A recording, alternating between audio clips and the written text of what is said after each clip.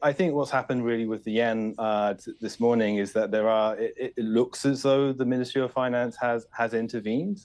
We don't know for sure. There's been no official confirmation of it, but given the volatility that we saw on Friday and the move in dollar yen this morning, I mean, it certainly seems like the market conditions that they would intervene in. And yeah, we've seen a reasonable retracement since then. Right. Well, I think the big question is whether it really works, right? I mean, there's very little evidence that FX intervention by official authorities, whether central banks or ministries of finance, actually works. You kind of need to have a lot of the fundamentals lining up for it to really change. I just think that really, in the case of dollar yen, the direction of it is going to be really more in the hands of Jay Powell rather than anyone in Japan. Let me ask you just a general, unsophisticated question. I do best on those on Palm Monday. I'm really good at those.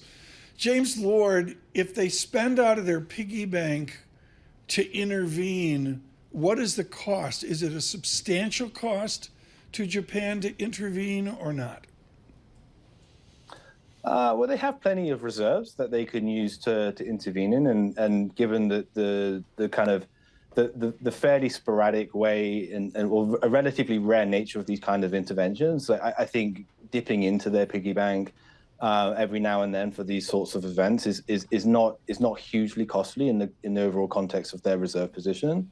But I guess like you have to sort of think about the benefit, right? Like what are they getting for the effort that they put in and the money that they spend doing it?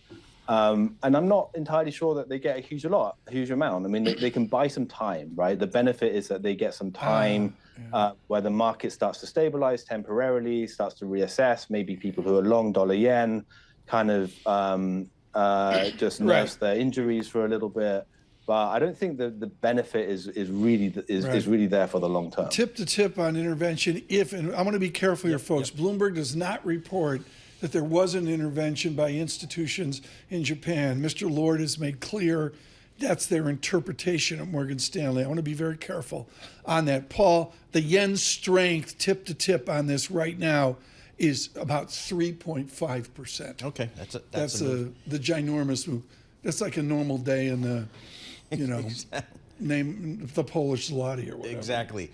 James, why doesn't, just for those of us who don't follow this day to day, why wouldn't the central bank come out and say that what they did or did not do, number one? Number two, if they're out there buying yen, aren't they calling your trader at Morgan Stanley or Goldman Sachs saying, buy yen for me? Wouldn't you guys know? How does that all work?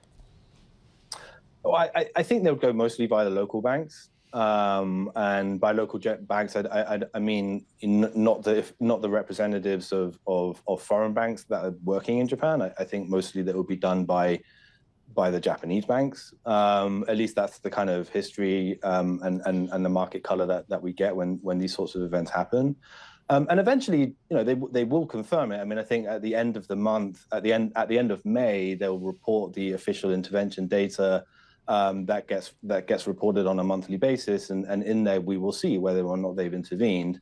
And I think maybe that kind of strategic ambiguity in the short term is helpful for them, because if they come out and say, actually no, we didn't intervene now, then a lot of investors would see that as a green light to start buying some dollars again, and they clearly don't really want to do that. And if they confirmed it now, then it would just result in a lot more questions about how much, and is this going to be a new policy? And so I think for the time being, they'll just let the market keep guessing and just wait for that official confirmation to come out at the end of May.